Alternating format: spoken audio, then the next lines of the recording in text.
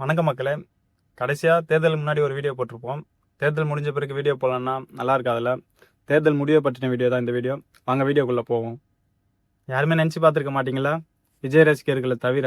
ஏன்னா அவங்களுக்கு மட்டும்தான் தெரிஞ்சிருக்கும் அடுத்து எங்கள் அண்ணன் தான் சிஎம் ஆக போகிறாரு சொல்லிட்டு. ஆனால் நம்ம அவங்கள தற்கூறிங்க, கூட்டம்லாம் ஓட்டாக மாறாது, கூட்டத்தில் வரவங்களுக்கு பாதி பேர் ஓட்ட ஐடியா இல்லை, 30 சீட்டு கூட ஜெயிக்க மாட்டார், அப்படி இப்படின்னு சொல்லிட்டு இருந்தோம். மனைவிமார்கள் கணவன்கிட்ட சொல்லி விஜய்க்கு ஓட்டு போட சொல்லியிருந்தாலும் சரி, இல்லை ஸ்கூல் படிக்கிற காலேஜ் படிக்கிற பசங்க அவங்க அம்மா அப்பா கிட்ட சொல்லி விஜய்க்கு ஓட்டு போட சொல்லியிருந்தாலும் சரி, இல்லை மக்கள் திமுக மேலே இருக்க வெறுப்புனால ஓட்டை மாற்றி போட்டிருந்தாலும் சரி, விஜய் அவர்கள் முதலமைச்சராக போகிறது உறுதி. இதை யாராலையுமே மாற்ற முடியாது.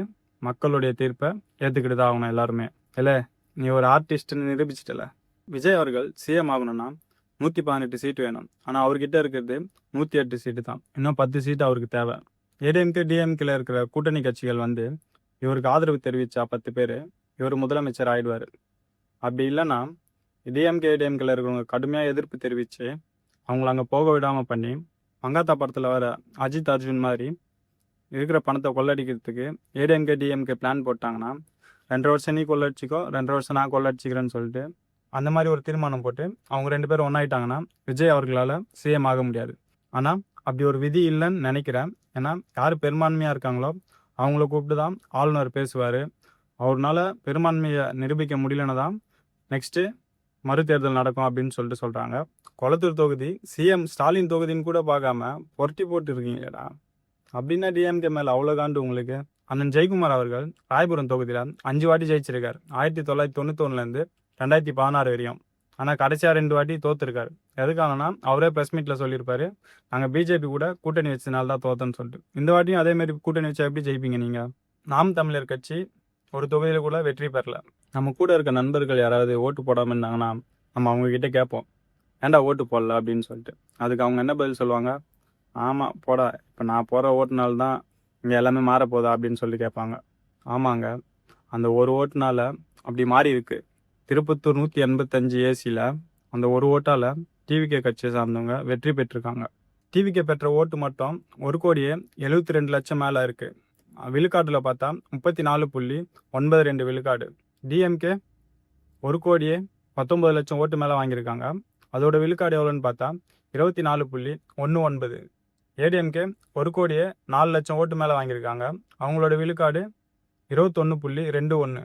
நாம் தமிழர் கட்சி 19 லட்சம் ஓட்டு வாங்கியிருக்காங்க. அவங்களோட விழுக்காடு 4 விழுக்காடு. மாற்ற வேணும்னு சொல்லிட்டு விஜய் அவர்களை ஜெயிக்க வச்சுட்டீங்க. இதுக்கப்புறம் எல்லாமே மாறிடுமான்னு கேட்டால் மாறாது. ஏன்னா தமிழ்நாட்டோட கடன் 9.5 லட்சம் கோடி. இதுக்கு முன்னாடி இருந்த கவர்மெண்ட்டு இலவசங்களை கொடுத்தாங்க. ஆனால் இவர் அதை விட அதிகமாக இலவசங்களை கொடுக்குறாரு. அப்போ அடுத்த 5 வருஷத்துக்கு தமிழ்நாட்டோட கடன் 15 லட்சம் கோடி கிட்ட போயிடும். அவரால் தமிழ்நாட்டோட கடனை அடைக்க முடியாது. அப்புறம் நீட் தேர்வு வர்றதுக்கு முன்னாடி ஒரு பள்ளி மாணவர் என்னால் எம்பிபிஎஸ் படிக்க முடியலன்னு சொல்லிட்டு தற்கொலை பண்ணதா வரலாறு இருக்கா? கிடையவே கிடையாது. அதை இவரால் மாற்ற முடியுமா? இவரால் அழுத்தம் மட்டும்தான் கொடுக்க முடியும். அப்புறம் இலங்கை தமிழக மீனவர்கள் பிரச்சனை, அதுக்கும் இவரால் தீர்வு காண முடியாது. வெளியுறவுத்துறை அமைச்சருக்கு லெட்டர் மட்டும் தான் எழுதிட்டு இருக்கணும். இந்த கற்பழிப்பு, செயின் அறுப்பு, கொலை, கஞ்சா அடிச்சுட்டு யாரையாவது போய் விட்டு வெட்டுறது, இது எல்லாமே குறைஞ்சிடுமான்னு கேட்டால் எதுவும் குறைய போகிறதில்ல. ஏன்னா அதற்கான கடுமையான சட்ட விதிகள் நம்ம நாட்டில் கிடையாது. அது தொடர்ந்து நடந்துக்கிட்டே தான் இருக்கும். இப்போ எப்படியும் ப்ரெஸ் மீட்டில் கேள்வி கேட்பாங்க டிவிகே கட்சிக்காரங்களை, நீங்கள் ஏங்க அது செய்கிறேன்னு சொன்னீங்களே, அது ஏன் செய்யலை அப்படின்னு சொல்லிட்டு. ஆனால் அவங்களோட பதில் என்ன விதமாக இருக்கும்? திமுக பண்ணல, அதிமுக பண்ணல, அவங்க பண்ணல, இவங்க பண்ணலன்னு சொல்லுவாங்களே தவிர இது பண்ணாததுக்கு இதுதான் காரணம், அதுதான் காரணம்னு சொல்லிட்டு சொல்ல மாட்டாங்க. மற்றவங்கள குறை சொல்லுவாங்க. வேற ஒரு கேள்வியை இவங்க கேட்பாங்க. எடுத்துக்காட்டுக்கு ஒன்று சொல்கிறேன். ஏடிஎம்கே ஆட்சியில் சொத்து வரி ஏற்ற போகிறேன்னு சொல்லிட்டு ஒரு அறிவிப்பு வெளியிட்டாங்க. அப்போது டிஎம்கேல இருக்க முக்கிய பொறுப்பாளர்கள் எல்லாருமே மக்களுக்கு பிரச்சனை, வரி ஏற்றினா மக்கள் கஷ்டப்படுவாங்கன்னு சொல்லிட்டு போராட்டம் பண்ணாங்க. அதே டிஎம்கே ஆட்சிக்கு வந்ததுக்கப்புறம் அந்த சொத்து வரியை ஏற்றினாங்க. அப்போது ஏடிஎம்கே என்ன பண்ணாங்க? மக்கள் கஷ்டப்படுவாங்க அப்படின்னு சொல்லிட்டு அவங்க போராட்டம் பண்ணாங்க. உண்மையிலேயே மக்கள் கஷ்டப்படுவாங்கன்னா 2 பேருமே போராட்டம் பண்ணி அந்த வரியை ஏற்றாமல் இருந்திருக்கணும். இப்படி தான் இவங்க மாற்றி மாற்றி மாற்றி குறை சொல்லி எல்லாத்தையும் பண்ணி முடிச்சிட்டாங்க. இப்போது இவங்க வந்திருக்காங்க. இவங்களும் என்ன பண்ண போகிறாங்க? அவங்கள தான் குறை சொல்ல போகிறாங்க. இந்த வெற்றியை வரலாறு கண்டிப்பாக பேசும். கட்சி ஆரம்பித்து 2 வருஷத்தில் எந்த ஒரு ப்ரெஸ் மீட்டும் சந்திக்காமல் மாநாடு, கூட்டம், பிரச்சாரம்னு சொல்லிட்டு பல உயிர்கள் பலியாகி மலேசியாவில் போயிட்டு குத்தாட்டம் போட்டு ஒருத்தரை முதலமைச்சர் ஆக்கியிருக்காங்கன்னா கண்டிப்பாக இதை வரலாறு பேசும். எம்ஜிஆருக்காக ரெட்டைலைக்கு போட்டேன், கலைஞருக்காக உதயசூரியனில் போட்டேன் அப்படின்ற கூட்டத்தை ஒழிக்கிற நேரம் வரும்போது இப்போ புதுசாக விஜய்க்காக விசில் சின்னத்தில் போட போகிறேன் அப்படின்னு இன்னும் அடுத்து ஒரு 30-40 வருஷத்துக்கு கொண்டு போக போகிறாங்க.